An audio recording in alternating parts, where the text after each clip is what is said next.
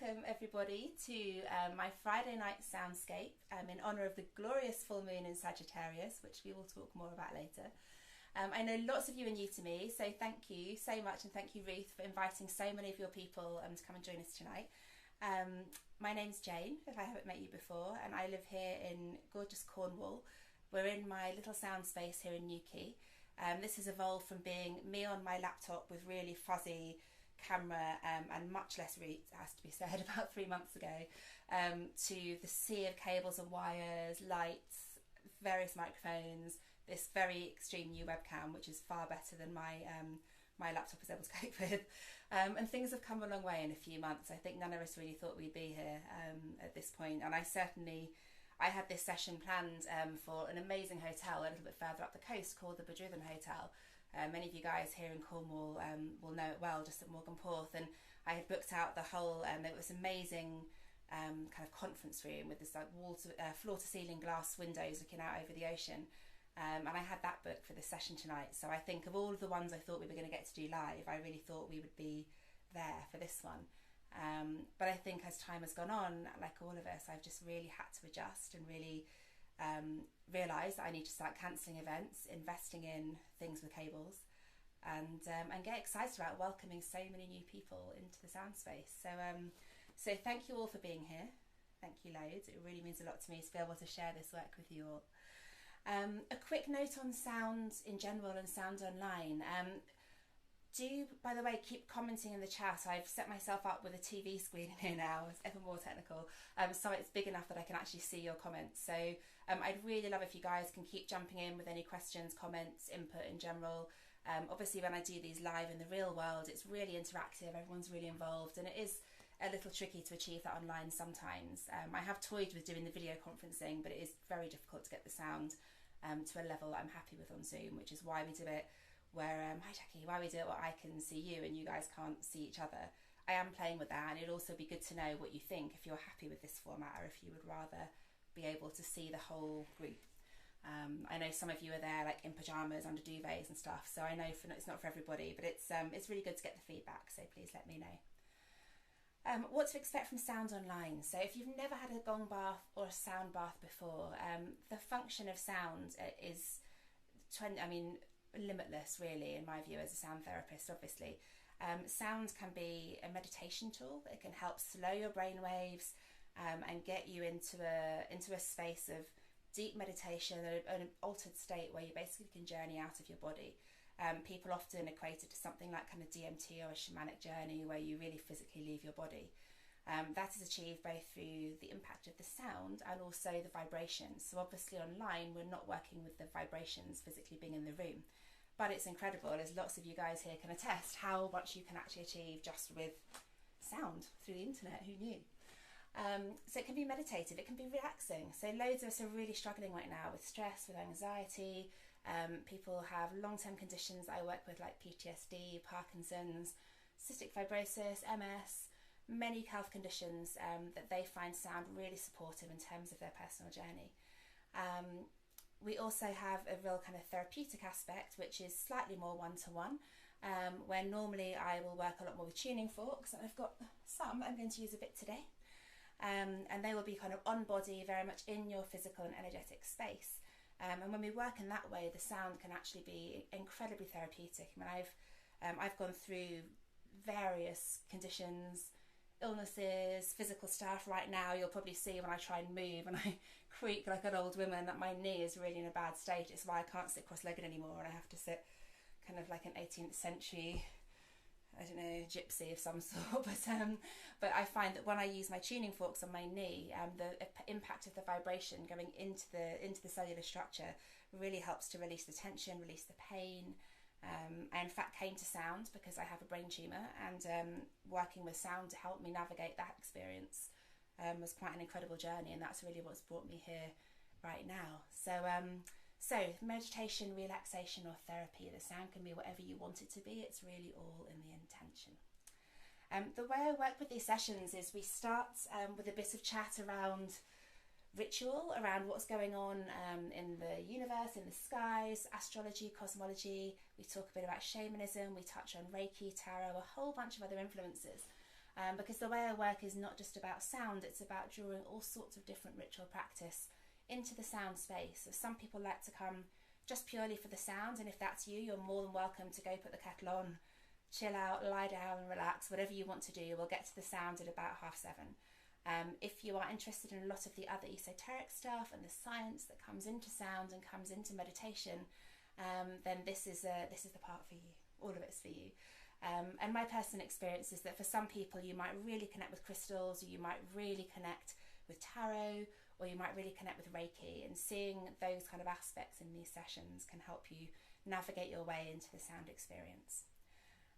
Tiny little bit more of admin on the sound experience itself. Headphones do help, as I mentioned already. I'm just moving my screen around a bit. If you have or are carrying any kind of physical pain, any aches, muscular struggles, if you have any osteoporosis or anything going on in your body in general, you'll probably find the sound will work its way there first. And you may feel, it can be anything from like a temperature change, like a tingling, potentially an uplift in any discomfort you have, or it might completely go. And this is kind of the magic of sound. The basic science part, the 101, is that we vibrate as humans at quite a low vibration. This stuff vibrates really high, has a very high vibration, and that's all to do with the frequency to which the gongs are tuned. Enough of that part of the science, but high, low. The law of entrainment says that when a high vibration meets a low vibration, the high vibration lifts the low, so they both become high. So basically your physical body will lift up into this really high vibrating state, which we're not used to vibrating in as humans. So it feels quite heady, quite trippy. It can send you really out of body, or it can just make you really chill out and relax. So I find whichever variation of the journey you get is something really, really special and really profound and really personal to you. And of course, as I said, you can work on that with your intentions. So just having a look at some of your notes, Ataya. Yes, I hope you can come and do this in person too. I mean, ironically, I know you're on Ireland. I was actually supposed to be in Ireland week after next doing a big solstice retreat. It's amazing how many events are moving online, and that unfortunately isn't one of them, but there will be lots more live events, hopefully at the end of the year. But one thing I'm definitely doing is keeping these online ones, because I think they're really, really magical.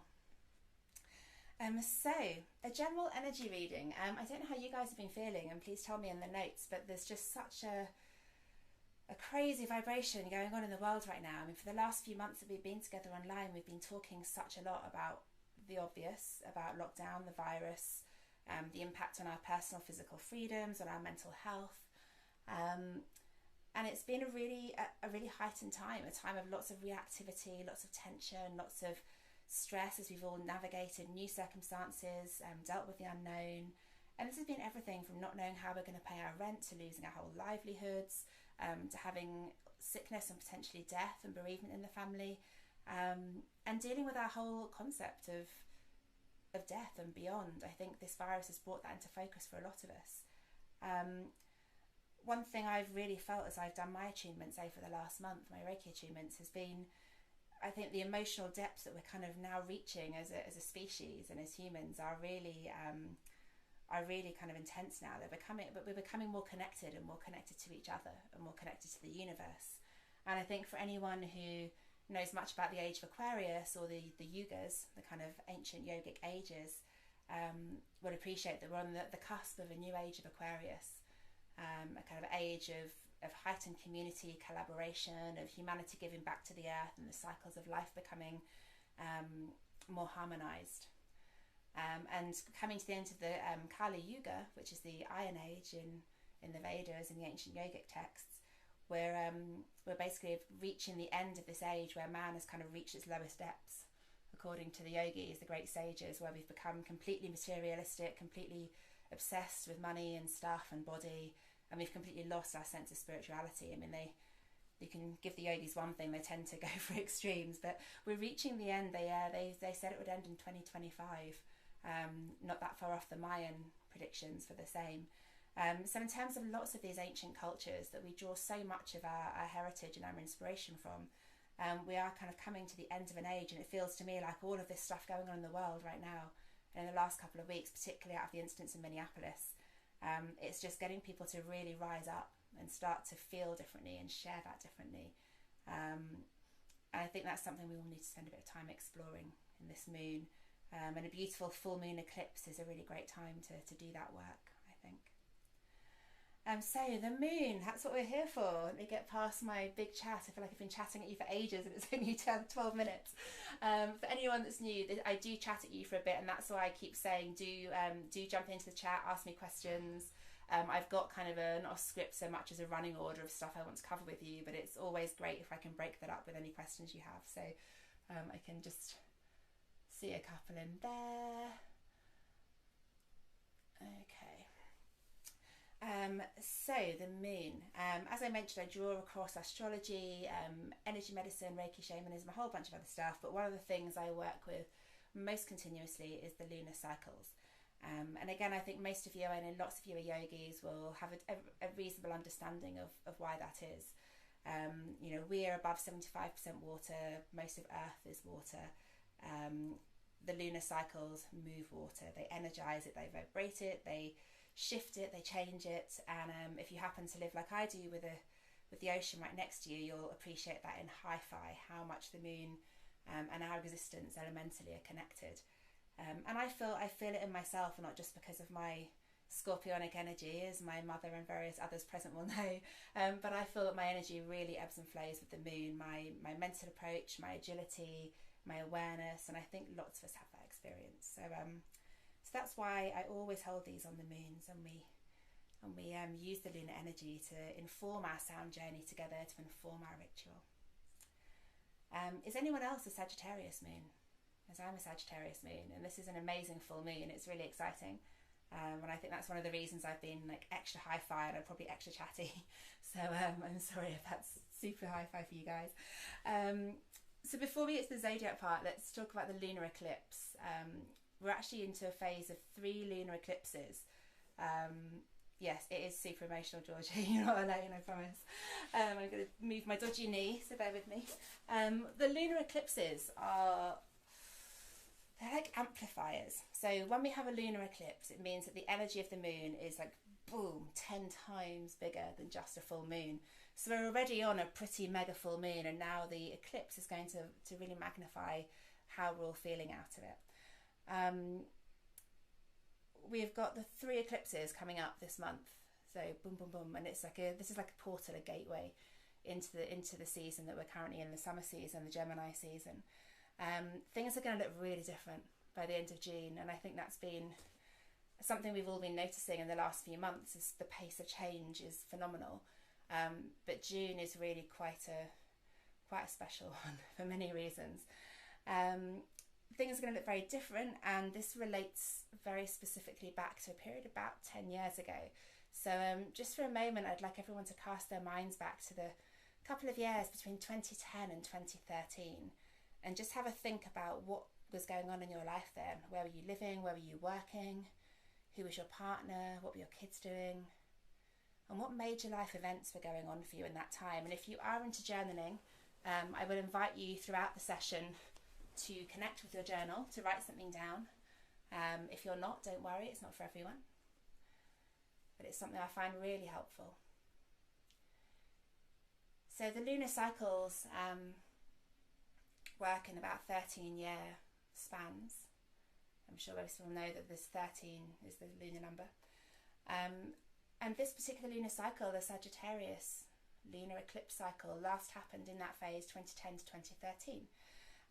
So therefore what's coming through for us now is generally related to that period, and because full moons and eclipses are all about changing paths, changing courses, this kind of cusp and culmination of endings and left turns, it's really good to have a look back at that phase when we last encountered the Sagittarian eclipse and see what was going on then, because whatever it was, probably that same energy is repeating for you now.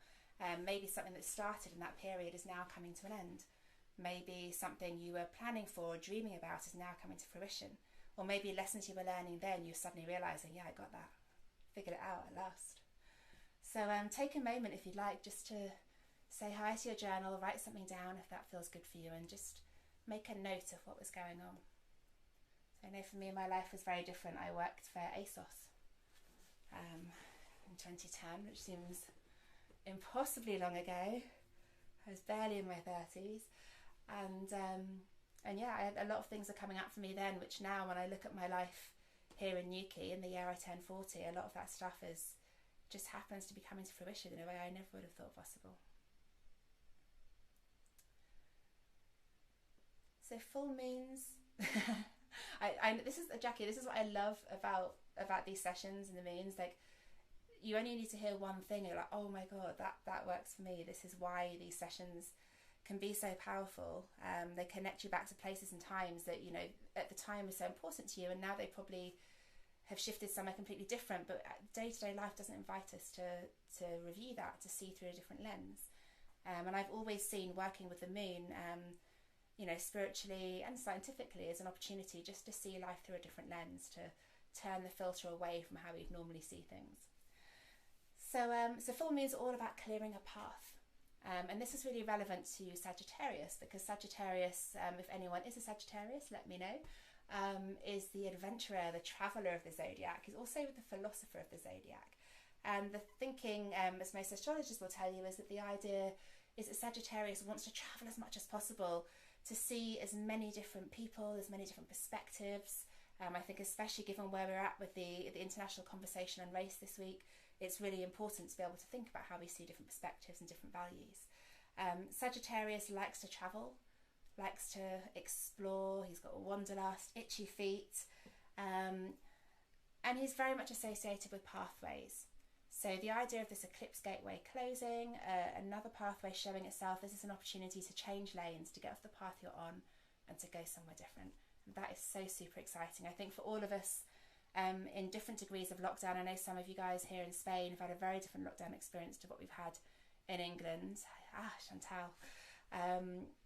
And you know, that your kind of experience of lockdown has given you a much more pause and reflection than we've had here, where things have, to many degrees, just carried on as normal. Anna, yes, feeling trapped is very much in the energy right now. It's we're unbelievably stuck. Anyone that's been to these the last few weeks will know we're in a retrograde season, so loads of planets are currently going backwards. Yes, not in lots of other senses, loads of planets going backwards. The energy is static or reversed, which means it does feel a bit like you're stuck in rapidly setting concrete, which is definitely how I felt in the last few weeks. And the energy is really, it is about making us stand still. And there's lots of theory amongst, you know, many spiritual teachers and astrologers and shamans at the moment that everything that's happening in the world with the current circumstances are about forcing humanity to just pause and take stock. Certainly in the shamanic world, the background is we're being asked to look at our impact on the environment, on climate, to notice the difference that happens when we are not in our cars and flying everywhere. There's other aspects and other modalities who see this pause as necessary for kind of human evolution and evolution of the collective, ascension. But certainly there is a definite pause. And for some of us that's been really comfortable. I know some people here have really enjoyed the opportunity to be furloughed, to be away from their day-to-day, and to have a chance to, you know, do some courses, spend more time with their kids, or just do different things with their time. And for some people it's been hell on wheels, having to just stand still and watch everything else move past you. I've definitely felt in the second category for what it's worth. But the good news is, Anna and everyone else feeling that this is about to begin to change. We have Venus about to go, well, it's kind of now going direct. She paused her reverse cycle on the 3rd of June, 2 days ago, and she'll emerge on the 13th as a morning star. And that's when we see Venus moving forward again. So that's particularly relative to all the relationships and kind of 4th chakra heart stuff. Gradually other planets start to go direct again later in the year, but they all have happier transits before then. The big one to know about is Mercury. It goes retrograde on the 17th of June in the UK, so don't sign any contracts around then. Right, I'm getting off track. Let me jump back to Sagittarius and cosmology. We are in a fire season. Sagittarius is a fire sign, as you, Melanie, and Chantal will be aware. Fire is the wands in tarot, and it's the solar plexus in yoga, your Manipura chakra. And this is an energy which is very much about action and motivation. So as you guys were saying, who are feeling a little trapped and stuck, it's not very consistent with the current energy we're in. And this is something, again, I've been doing a lot of channeling and reading on the last few weeks. How can we be in this very progressive active, travel-y, forward-thinking season of change, and yet basically standing still, not being allowed to travel anywhere, basically, and not really being able to move our plans forward. You know, everyone that, you know, whether you run a business, whatever's going on with schools, we're just sort of stuck. And where I've got to, and where a lot of my teachers who I've been talking with a lot lately have got to, is that this is really about that internal journey, which is terribly cliched to say, but it is the case. That we are not able to really move or do anything physically in lots of ways at the moment, but that doesn't mean that we can't be doing the work inwards and using this time of changing path, changing lane, to change lane on our inward journey, to step it up a gear, to really start doing the work, harnessing these, you know, deep emotions that are coming up across the world right now, and really see where that takes us, really do something powerful with it. For lots of us that might mean a full career change. Maybe you're never going back to the job you had 3 months ago. I've got a really good friend who never wanted to be a mum really, and had kids knowing that she'd have them in nursery from the second she could, and she's found that she's going to be a full-time mum after this, and I think no one's more surprised than her. Lots of people are having those experiences. So the fire sign is amplified because there's a lot of Mars energy around. Mars being the planet of war and power, embodying all this kind of very masculine, fiery, strong energies. If you're a yogi, then it's really nice to work with a lot of warrior poses, Virabhadrasana 1 and 2, lots of sun salutations to really, you know, transmute and ground with the big standing poses, get this fiery energy under control. And I really love to work with really long standing sequences when we're in this kind of energy. It's also good to think from the Martian sense about what gets you going, what ignites you, fire, ignition, what triggers you. Lots of us have been really triggered by stuff going on in the news in the last few weeks, so it's uncomfortable. And I know I've been really uncomfortable with a lot of stuff I've seen, read, felt, had to work through. But this is a really good time to do that work, to see what really is pushing your buttons, how you feel about that. Do you need to change it? Do you need to go away and meet yourself, educate yourself? That's been a big theme of the week. And yeah, really sort of look into this fire, look into what you can channel it for. So we're going to work a little bit with fire tonight in a few different ways. I'm not going to do too much in here because I nearly always smoke out my room or set something on fire when I try and do this on camera. But you guys are very welcome to work with fire as much as you like. The last thing I want to say on the cosmology before we get into some proper rituals, I'm aware I've been talking at you guys for ages, is that I was listening this afternoon. I don't know if Beth is on. I haven't seen you, Beth, but say hi if you are. Beth sent me a link this afternoon to a healer who I've come across before, and he was giving a really interesting talk on the idea of coming to grips with heartlessness and the heart center, and that lots of people feeling emotions so deeply, feeling sadness because we're not used to, you know, experiencing this lack of heart, this lack of compassion, and we're being asked to experience that hi-fi in so many ways at the moment. And then at the same time we're seeing it being experienced with people working on the front line and carers and people doing so much to keep society moving and to take care of each other, and we're having this really kind of intense tug of war with heart and heartless, and this plays into that Venus energy that I mentioned. We're in this kind of in between where Venus, if you have a Western view, you'll have seen Venus looking really beautiful in the sky for the last month or so, and she's now dropped below the horizon and she's kind of vanished, and we're just in a pause again, that kind of stasis, and then she'll appear again as a morning star. Then the heart energy can start to expand again. But while we're in this pause and she's below the horizon in the northern hemisphere, it's a good time to just take a look at that heart energy, and see maybe if some of the fire from the solar plexus needs to come up here. So I think before I talk too much more, let's get into a little bit of ritual. So I was going to keep rearranging myself, it's so undignified, I'm so sorry. But one of the things I'm really hoping to do soon is to get a proper studio, because this room is not big enough to film in really. I can't stand up, which is how I normally play. And it just means I'm sat with my dodgy knee bent the whole time, which is really, really unhelpful. Right, I'm just trying to play a little bit with the camera angles here, so there's some opportunity of you seeing what I'm doing. Okay. So we're in a fire season, fire signs. I know some of you guys have got your rock and ritual boxes, for which I thank you for purchasing them. If you want to know what that is, you can check out my website. For anyone who's bought crystals or they've got themselves a little ritual space set up, now's the time to kind of engage with that stuff, start bringing it into near environment. So the first thing I'm going to do this evening is light my candle. So when I'm not doing this on camera, for a fire season I would have lots of candles, like 20. But my learnings from our 3 months of online has been that first of all it gets really, really, really hot in here when I light that many candles. And also I nearly always catch my hair or my dress or something, so we'll just try and work with safety first. So I'm just working with a little candle. It doesn't matter how big or small it is, it doesn't have to be a pillar. If you're working more in a Wiccan tradition, then pillar candles are really nice. It just needs to have some surface that you can touch. To open any ritual space, smudging is the way I like to work. So normally I work a lot with white sage, a traditional shamanic tool. Californian white sage is only native to the very southern parts of California, near the Mexican border. I generally use that, but actually today I'm using Palo Santo, which is very similar to the resin from frankincense. Versier graviolis is the tree, and it's native to Peru. It is often not sustainably farmed, so if you are interested in getting hold of Palo Santo and you're not sure, please drop me an email and I can point you towards sustainable, ethical importers, because it's quite easy to end up buying stuff that's been it's the result of deforestation in the Amazon, which we do not want to do. And I'm also working today with lavender on my Palo Santo. You'll often see with smudge sticks, they're very pretty with, you know, petals and all sorts of things, but the reality is it's actually really hard to burn a smudge that's just basically a bunch of flowers. So if you're going to ever do that, you want to be working with dried herbs or flowers. And the reason I've got lavender is to try and cool off some of this fiery Sag energy that we're in right now, and to try and put a bit of calm into what's quite an inflamed, close situation. I think like the weather here has been really reflecting it, very dense and thick energy, a lot of pollen.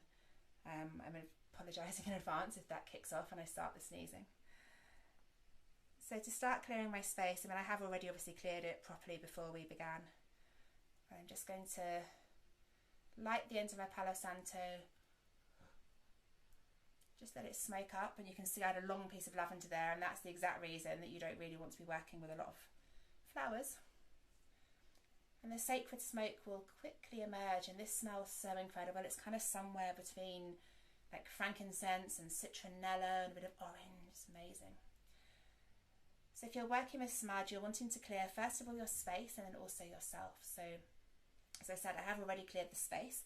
If you're working with your space, you want to get into the corners of the rooms. Really take your smudge into the corners, and you can ask any energy, any spirit that doesn't need to be here to kindly make its way, thanking it for its contribution, but you're ready to crack on. When you're clearing your own space, I'm just going to get rid of this lavender because it's spoiling my Palo Santo.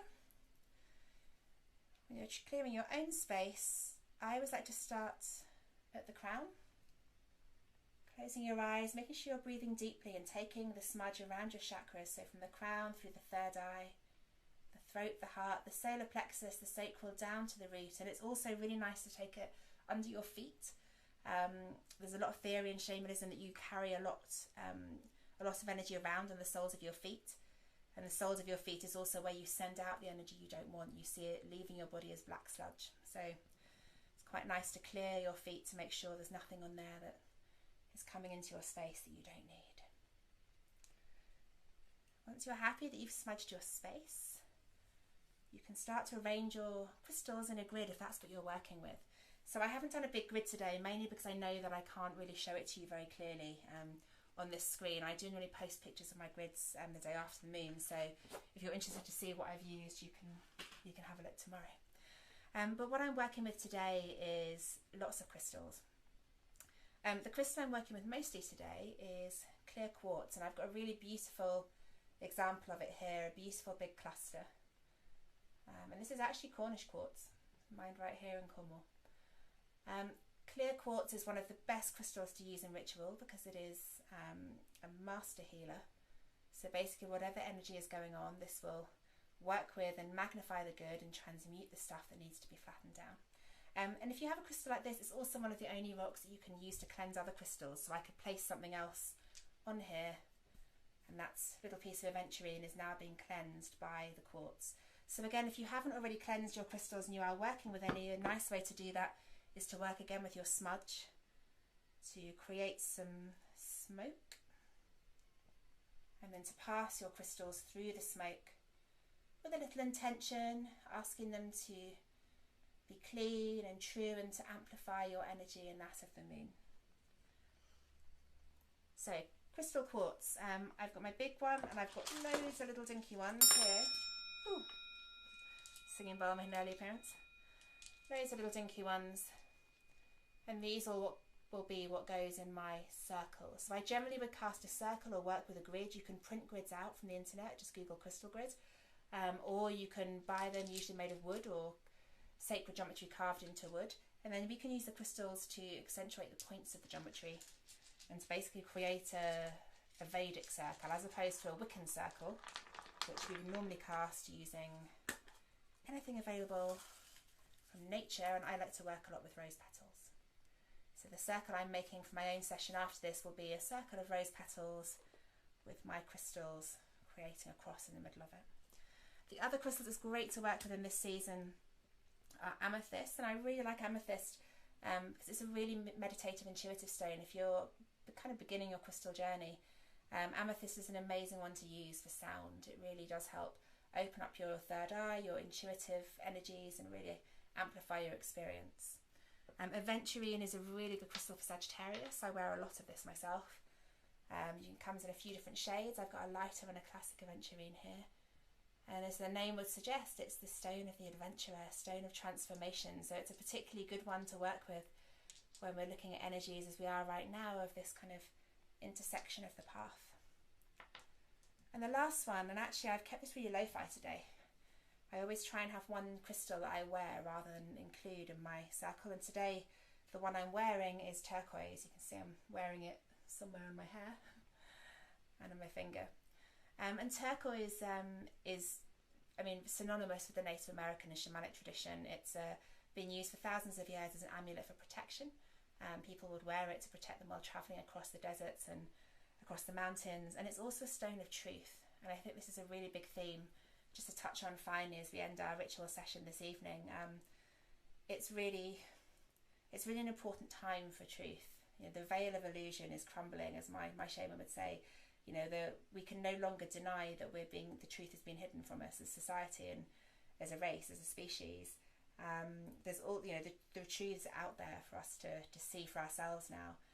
But they can be scary, and they are scary. They have been very scary the last few weeks for all of us. So protection, not against the truth, but against our emotions in response to it, is something we can all do with. And I've been connecting a lot with turquoise as a result of that. So while you guys, if you are working with ritual, just set up your own little ritual. I'm going to set mine up. I'm going to put it here, and I might be able to show you near the end.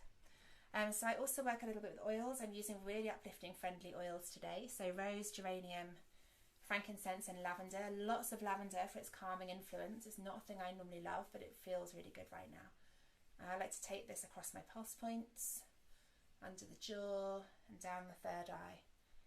Depending on your quality of oils, remember you may not be able to ingest them. Some you can. And I always try to work as well with the lavender here with the actual herb if it's available, or like with the rose petals. So if you take your oil, the first thing to do to open your ritual space is to anoint your candle. Take the oils around your candle. If you're maybe working with an oil burner or raw incense, then you already have the scents. Take your candle in your hand. And whether or not you're working with the fire, the Sagittarius element, will begin to move into some breath work now. So close your eyes wherever you are. Take a deep inhale in through the nose and out through the mouth, being mindful not to blow your candle out too quick.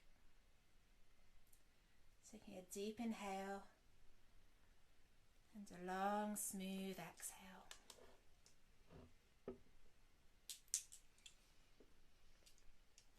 So this is where we begin to set our intention for our session this evening. If you have a journal, if that's for you, then you can maybe pop your candle down and take a moment with your journal just to write down what it is that you're looking to find, to hear, to learn. As I said at the top of this session, your intention is really what amplifies and magnifies your journey. Without it, you're just sat in a space hearing something. But when you put an intention around your sound journey, it completely changes it, completely sends it in a different direction.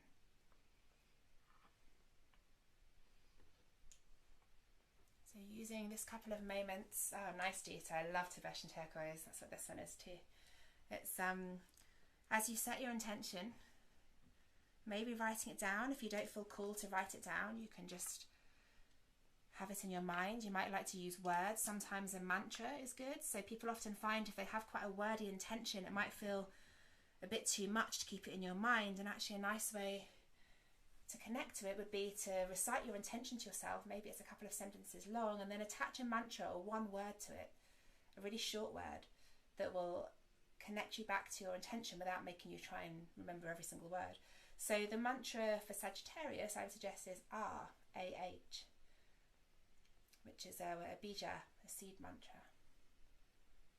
So if you're just taking a moment to get your intention down on paper or into your mind, you can have a little moment to recite it, get comfortable with it, and then begin to turn it into the sound Ah.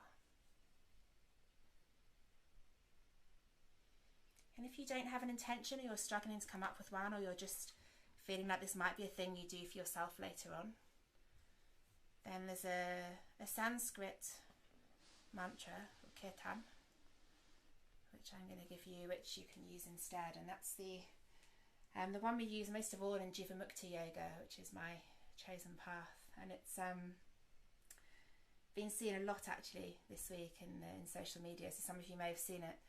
And it goes Loka samasta sukhino bhavantu. 4 words. Loka samasta sukhino bhavantu. And the translation from the Sanskrit is, may all beings be happy, joyful and free, and may my own thoughts, actions and words contribute in some way to that joy, happiness and freedom. And I think that's a really beautiful energy and intention to hold at this time for all of us. So whether you're working with your own intention or taking on Loka Samasta, then just spend a moment with it, thinking about what it means to you. So I've set up my little ritual space here, and I'll take a picture of it afterwards to show you guys. I just don't quite have enough space in the room, unfortunately, to be able to show you everything as I'm doing it, which is a little frustrating, but we'll get there. And then for the next part of your ritual, what I'd love you to do is to come back to your paper. If you're using your phone for notes, then actually do get some paper, back of a receipt, envelope, whatever you've got to hand. And we're going to use lunar energy in a way that one of my teachers, Yasmin, as an astrologer, always does, which is use the full moon for forgiveness and gratitude. As we come to the end of a cycle with the moon, it's a perfect time to reflect, to use that beautiful illuminated full disc that we see from Earth as a mirror reflection of the things that we want to move on from and release. So I always approach the full moon with forgiveness, a forgiveness ceremony. And it's really simple. All you need to do is to write down on your piece of paper the names of a couple of people or things that you want or need to forgive. And don't forget to include yourself in that. Nearly all of us find that there's a bit of self-forgiveness needs to happen on a fairly regular basis to stay healthy. I know there's things that happened to me a few years ago that I still beat myself up for, and I have to constantly revisit and remind myself I have to let that stuff go, as we all do. So if there's any people or things, it might be one word or one name, you might be already down to your 15th. Sometimes they just flow, sometimes they don't, so don't attach too much concern to it. Just write down anyone you're going to be forgiving tonight, and then when you're done, on a separate column you can write down things you're grateful for. And I know lots of us now practice gratitude daily. It's a big old hashtag. There's loads of great gratitude journals, and if you don't, I really suggest starting every day by writing 3 things you're grateful for. Mine this morning was sunshine, coffee and cat. It doesn't have to be more than a few words, but it just helps you to approach the day from a place of gratitude, which immediately alters your parasympathetic nervous system into an uplifted, positive mindset, and the change that makes to your day is phenomenal. So when you've got your forgiveness and gratitude words. I need to tear up the paper to tiny little pieces. Here's mine, I did earlier. And put it somewhere safe. If you have got a candle, maybe put it next to there. I'm going to put mine in a little singing bowl. And we'll come back to that at the end. So we're going to move into the sound now. So for those of you who've been waiting patiently while I've been doing all my crystals and bits and pieces, you can reconnect and maybe turn your volume back up if you've gone somewhere else. Just going to try and reorganise my space slightly. And so tonight, as we're focusing particularly on this moon from actually from quite a shamanic perspective. I mean, there's so much going on in the world, and I think it's really, you know, I come back to shamanism a lot in terms of working with the natural and elemental aspects of the world. It's sometimes a filter that makes the most sense amidst all the noise and the digital clutter. So the ancient peoples, the indigenous peoples, called this moon the strawberry moon. Not because it's pink, sadly, it's a different one, I wish it was. But the strawberry moon because there's the few weeks in June, which is the harvest season for strawberries in North America. And it's a really short harvest and a really rich and fruitful, beautiful one. The strawberry is kind of revered as an object of sensuality and joy and uplift, and everyone would really feast on them during the month of June. And that again ties into this Sagittarius energy of freedom, a little bit of frivolity, dancing, moving, journeying, travelling. In Europe, this moon was called the rose moon until the late 1600s because no one had seen a strawberry in Europe until the late 1600s. So that's why I've been using a lot of rose in the rest of my rituals. So you may feel more connected to rose, you may feel more connected to strawberry. I've used it today as a reason to eat loads of strawberries, so you can do what you like with that. So we're just going to gently begin to settle down. If you want to lie down, now's a good time, or you can stay seated if you prefer.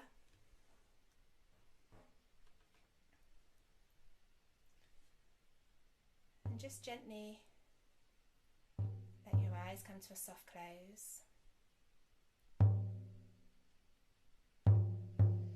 Let your breath settle down.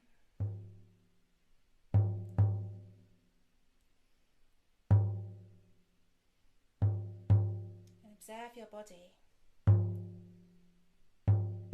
Notice if there's any places of tightness or pain or discomfort.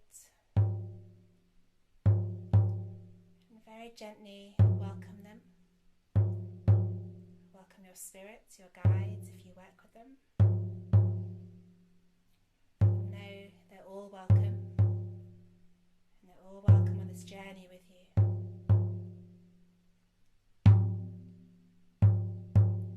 And as you softly close your eyes, start to imagine yourself big open expanse, like maybe the desert or a valley between mountains, and it's dusk on a full moon.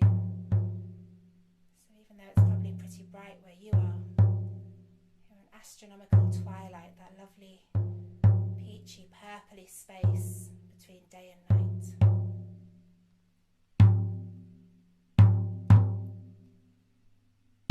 Very gently feel yourself walking through that big expanse, whether desert or valley, wherever you want it to be. And as you carry on walking, you come to a fork in the road. Maybe it's just come out of nowhere. Two paths. Not a turning, not a left or a right, but not a straight ahead either. Two diverging forks in two different directions.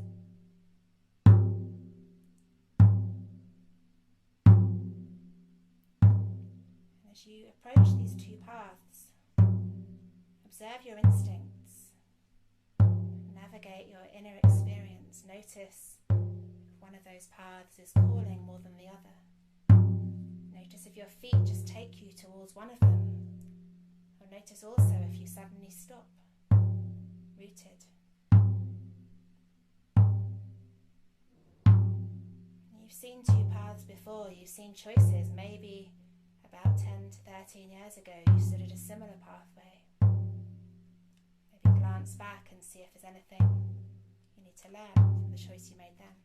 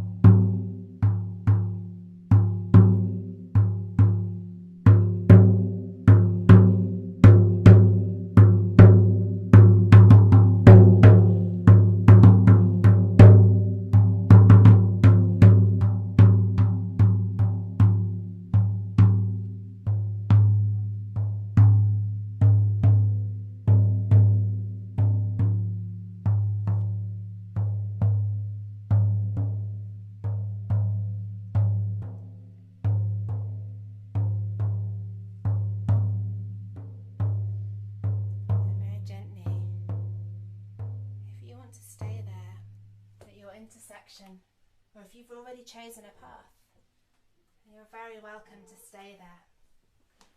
If you would like to come back to your space for a moment and write something down, if you feel called to journal from that start point of your journey, then please do so.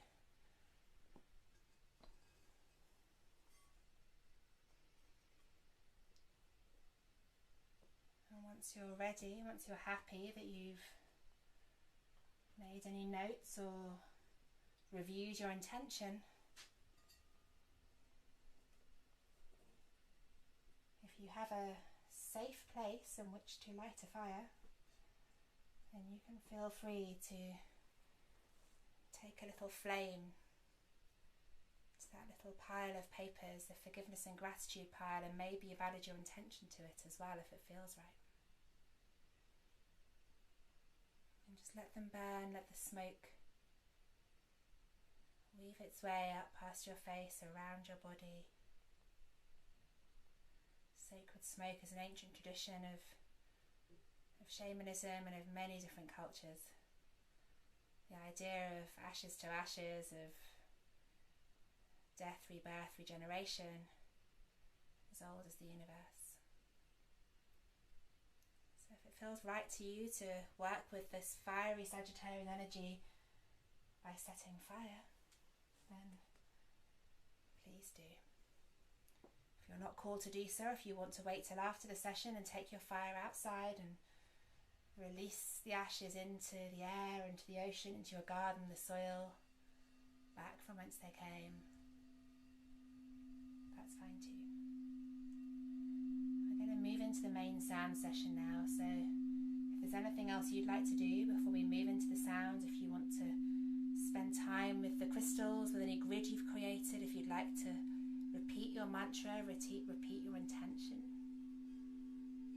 If you want to sit and maybe gaze into the candle for a few more moments and really connect with the flame, that colourless space at the core of the flame, that can be a really nice way to begin to access the higher realms.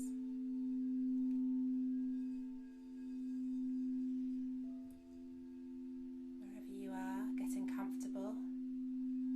If you're lying down, which is often preferable, or sitting up straight in any kind of cross leg that suits you, you'll find that your spine is nice and straight. That will allow Kundalini to flow, prana to flow. My sound sessions are very much entwined with the yogic experience, so if you do work with your chakras, then maybe taking your intention and your attention down to the root. Is your family and your ancestors, the seat of your human experience. Perhaps there's some messages in there relating to your intention or your history or circumstances that you've referred to in your mind. Something that needs to be rising up and released, or just respected and given gratitude.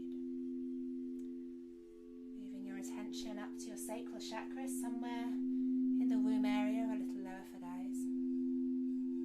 And this is your emotions, which have been running so high this last month.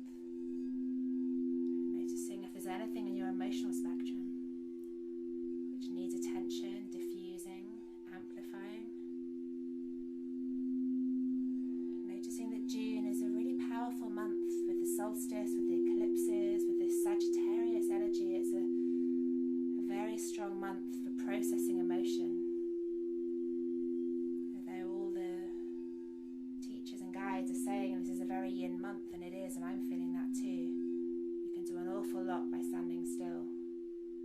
An awful lot of internal work. Moving your attention up to your solar plexus, your fire chakra.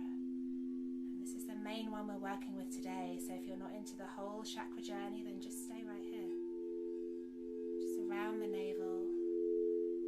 This is the seat of your courage, your fire, your action, your motivation. The stuff that moves you, what ignites your passions, what triggers you, what gets you angry, what gets you joyful, ecstatic. See if you can meet both ends of the spectrum with equal ease and grace. If you're working with feeling blocked or locked, maybe this very strong fiery energy or core might serve to open the gateway. Bringing your awareness up to your heart center, and the Hatha chakra, your seat of compassion, something we've all been called to feel with such intensity lately. It feels like the world is finally moving, most of us, the collective, in one direction, of love and mutual support and mutual respect. This is a beautiful energy to work with tonight.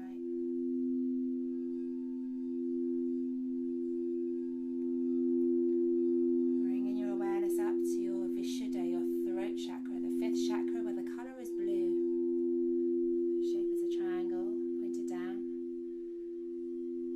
And although we haven't touched on it so much this evening, this is the energy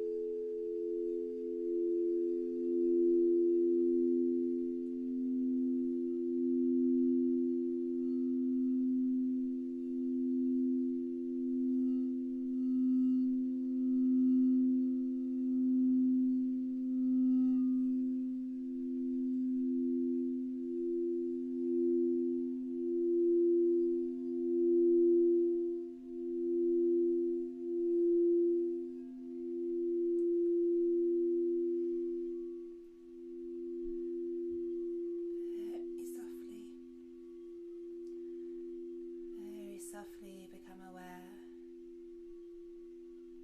of yourself back in the desert or the valley floor, whatever the big expanse of space where you found the fork in the road.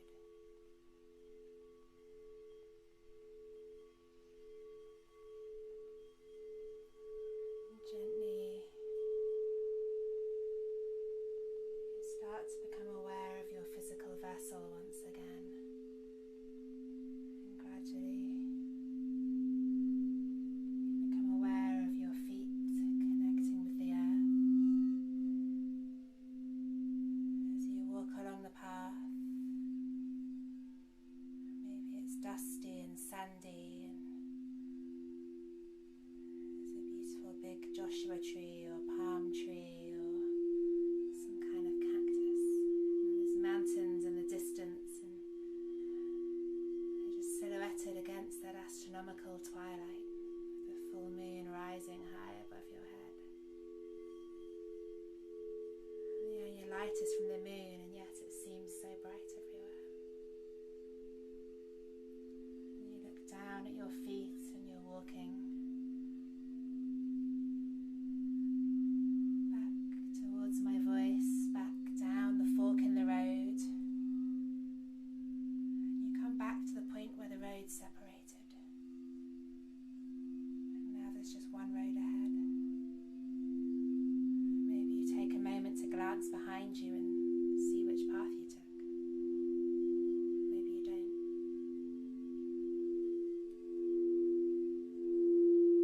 Continuing to walk down on the singular road now, and as you look around you, you can see the rest of the group on the road too, everybody together, making their way back home.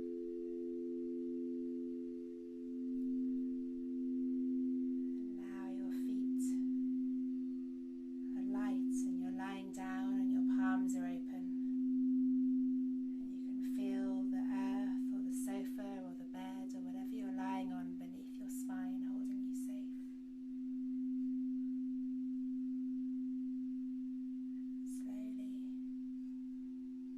you come back to your space, your sacred space, back from your journey, back into the room.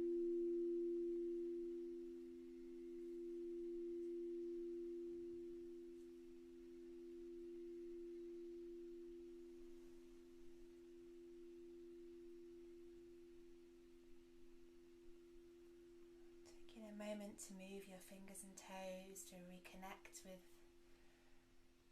the divine vessel that is your body. To feel the breath moving in and out through your lips, through your nose.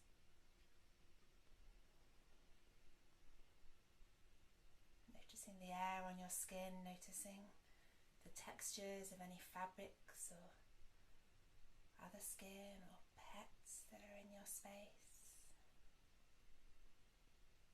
Taking a much deeper breath now all the way down into the base of the belly, feeling the body lift and expand and your ribcage expand, making more space for your heart and more space for your breath. And sighing out through the lips. Once more, deeply inhaling in through the nose to the count of 4. Hold your breath just for a moment. Send your attention to the space between your eyebrows. And exhale softly through the lips.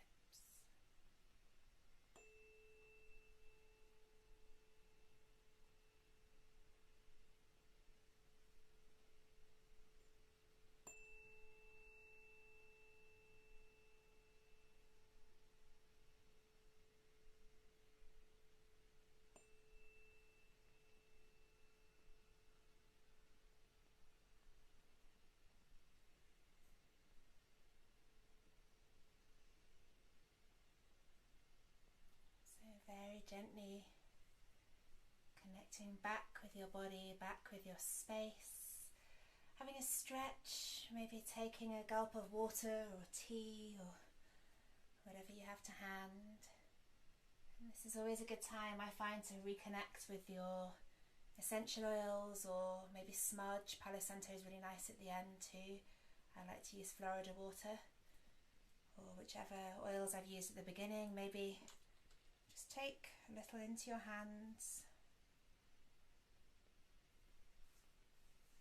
rubbing it up and down the wrists, inhaling into your pulse points, into your face, into your heart.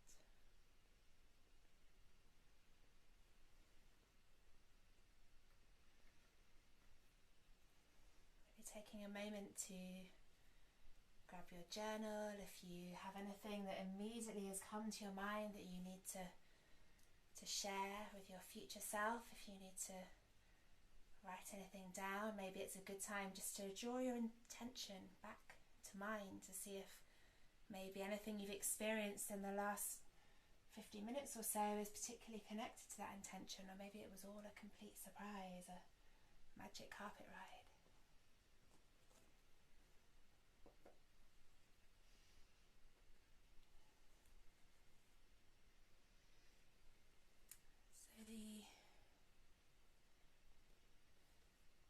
The tarot card that's associated with Sagittarius is the Major Arcana Temperance.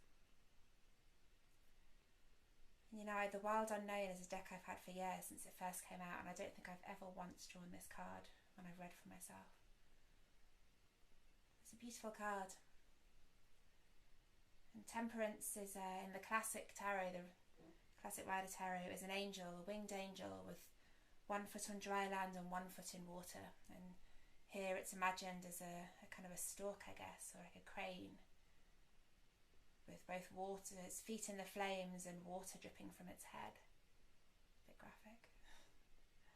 But Temperance is another balance card, and actually as we journey through the zodiac, through our lunar cycle, through the whole astrological year, the message is always harmony and balance, and we see it through the lens of different signs and different lunar or lunations and lunar energies. But seeking harmony is what we're always in pursuit of with our journey with the moon.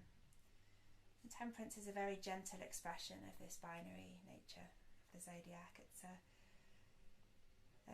happy union of material and spiritual.